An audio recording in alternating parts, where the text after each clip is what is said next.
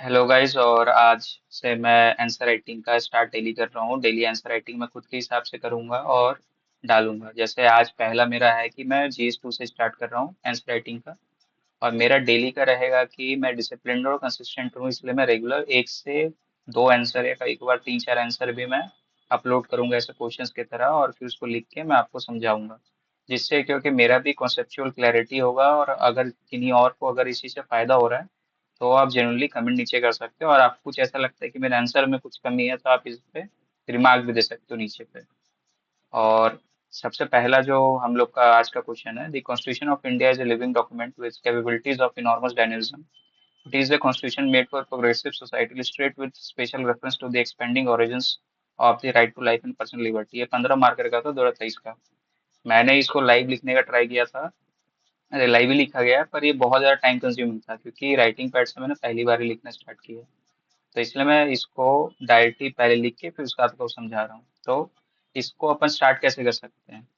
जैसे आप मैंने सबसे पहले इस पे जैसे तीन पार्ट्स मैंने ये कर दिया इस पे डिवाइड, कि पहले इसमें लिविंग डॉक्यूमेंट बोला है। तो मतलब आपने एक को इस पे समझाने की कैसे लिविंग डॉक्यूमेंट है, कैसे इस पे अमेंडमेंट्स है, क्या सी चीजें है, पहला ये पार्ट है। दूसरा है कि प्रोग्रेसिव सोसाइटी में कैसे ये मतलब अपना काम कर रहा है, क्या ये अडेप्टेबिलिटी भी है इसका भी नहीं है, ये सब चीजें। और तीसरा कि right to life and personal liberty में कैसे मतलब इसने एक्सपेंड किया है चीजें। तो अपन सबसे इसका इंट्रो ऐसे कर सकते हैं, एक तो जैसे डॉक्टर B.R. अम्बेडकर का आप कोटेशन डाल सकते हो स्टार्टिंग में, या फिर आप आर्टिकल 21 को बता सकते हो कि आर्टिकल 21 पार्ट 3 से इस पे डिफाइन कर रहा है। या फिर ऐसे भी आप कर सकते हो मिक्स करके आर्टिकल 21 प्लस आर्टिकल 368 जो है अपना सब क्लॉज 1 जो है, जो कि पावर देता है अमेंड करने कॉन्स्टिट्यूशन को। तो मैंने इसको मिक्स करके एक तरह से ट्राई किया है लिखने का, तो अब मैं बता रहा हूँ। As per doctor B.R. Ambedkar, constitution is not merely a laws document, its spirit is always the spirit of change। मतलब ये बता रहा है कि कॉन्स्टिट्यूशन जो अपना है वो लिविंग डॉक्यूमेंट है।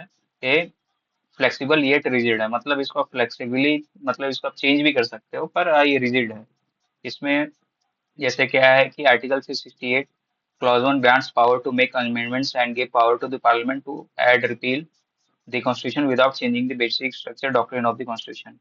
और जो ये वाला जो पार्ट है, ये अपना ऑप्शनल टाइप का है, इसको आप लिख भी सकते हो नहीं लिख सकते हो। मैंने इसको हल्का सा इनहांस करने के लिए लिख दिया है कि एग्जामिनर को लगे। जैसे आर्टिकल 21 है, right to life personal liberty, इसमें क्या क्या अपने एडिशंस हुए थे, क्या चीज पहले से थे, तो मैंने इस पे कुछ एग्जाम्पल टाइप का डाल दिया। Right to privacy, right to education, right to livelihood, right to information, right to internet, और right to die with dignity.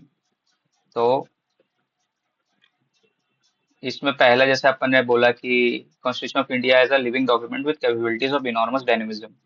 तो इसमें मैंने पहला डाल दिया प्रीएम्बल, जो मेरे को याद आया कि 42nd अमेंडमेंट एक्ट 1976 से अपन ने सेकुलर और सोशलिस्ट और सेकुलर जो था, सोशलिस्ट और सेकुलर जो अपना एडिशन हुआ था, और जो अपन ने यूनिटी को रिप्लेस कर दिया था यूनिटी इंटीग्रिटी से। फिर फंडामेंटल राइट्स के कैसे एक्सपेंशन हुआ है, जैसे अपना आर्टिकल 21 में judicial interpretation through Maneka Gandhi versus union of India से आया था। और इस पे है कि राइट टू एजुकेशन भी इसमें एक्सपेंड हुआ है अपना, आर्टिकल 21A अपन ने ऐड किया था। और बहुत सारे एग्जांपल्स है। फिर जुडिशियल रिव्यू, जैसे case number Bharati versus state of Kerala, इसमें judicial power to review any amendment का अपना अपन ने देखा, इस चीज को एक्सपेंड किया। कैसे डायनेमिज्म मतलब ऐसे कैसे डायनेमिक नेचर इसका चेंज हो रहा है कॉन्स्टिट्यूशन का।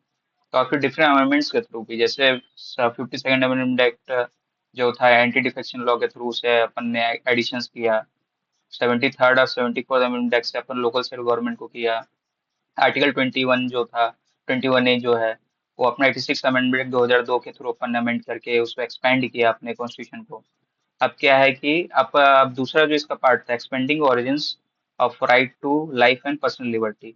अब इस पे क्या है कि जो अपन ने ऊपर जो लिखा था उसी के हिसाब से अपन कर रहे हैं कि राइट टू क्लीन इन्वायरमेंट। ये अपना right to life and personal liberty इस पे एक्सपेंड हुआ, उसका जो मीनिंग था right to life and personal liberty, उसका मीनिंग चेंज हो रहा है। मतलब उसको भी डायनेमिक नेचर से अपन देख रहे हैं। तो पहला क्या था, क्लीन एनवायरमेंट को राइट अपन ने जैसे किसके through, MC Mehta versus union of India 1988 के थ्रू आया था। फिर दूसरा right to livelihood, Olga Tellis versus Bombay Municipal Corporation 1985 के थ्रू।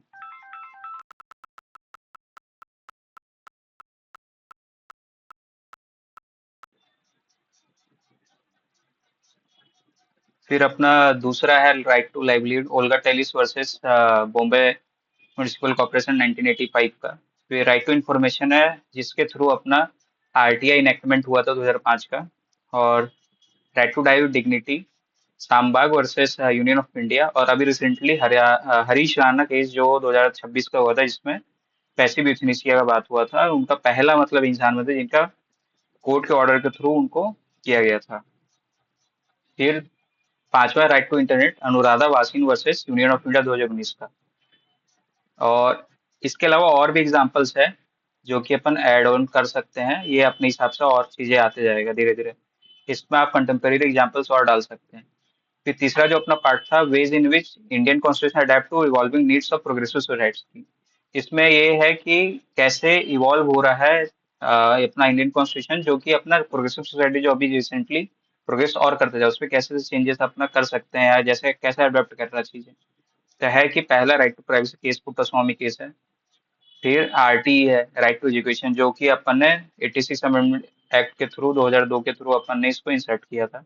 अभी रिसेंटली नवजोत सिंह जोहर केस जो यूनियन ऑफ इंडिया 2018 का है, जिसमें डिक्रिमिनलाइजेशन ऑफ होमोसेक्सुअलिटी था। फिर राइट अगेंस्ट एक्सप्लॉयटेशन, जो कि विसाखा गाइडलाइंस 1997 का है। तो ये अपना बॉडी पार्ट जो है अपना यहाँ खत्म हो जाता है। इसमें और भी एडिशन अपन कर सकते हैं। ये ऐसा क्वेश्चन था कि जिसपे कि मेनली अपने को एग्जाम्पल्स के थ्रू अपने को ज्यादा समझाना था चीजें। इसमें थ्योरेटिकल पार्ट टाइप का कुछ ऐसा नहीं था कि फीचर बताने ही करना है, इसमें नॉर्मली एग्जाम्पल्स के थ्रू करना था। तो अब अपन इसका कंक्लूजन ऐसे करते हैं, constitution of India manifest as a dynamic yet rigid document that can be amendment to the modern changes in the evolving society, safeguarding the citizens' right to life and personal liberty and securing a dignified life for every citizen in a progressive society। ये अपना conclusion यहाँ पे खत्म हो जाता है। तो ये अपना था 15 मार्कर का क्वेश्चन, जो कि अपन और भी तरीके से लिख सकते हैं। अगर आपको कुछ ऐसा लगता है कि इसमें मुझे कुछ मेरा कमी रह गया है, कुछ भी चीजें हैं, तो आप इसमें मेरे को बता देना, क्योंकि 2027 का मेरा अटेम्प्ट रहेगा, तो मैं उसके हिसाब से तैयारी कर रहा हूँ। और मैं ऑलरेडी पहले भी मेंस का आंसर राइटिंग कर चुका हूँ, और मेरे को और भी सीखने में वो कोई गलत नहीं लगता है। तो आपको कुछ ऐसा लगता है, आप कुछ सीख रहे हो, तो आप नीचे कमेंट कर देना। आपको कुछ ऐसा दिक्कत लगता है तो आप वही बता देना। तो ये वीडियो देखने के लिए थैंक यू, और लाइक कमेंट और शेयर कर देना, सब्सक्राइब कर देना।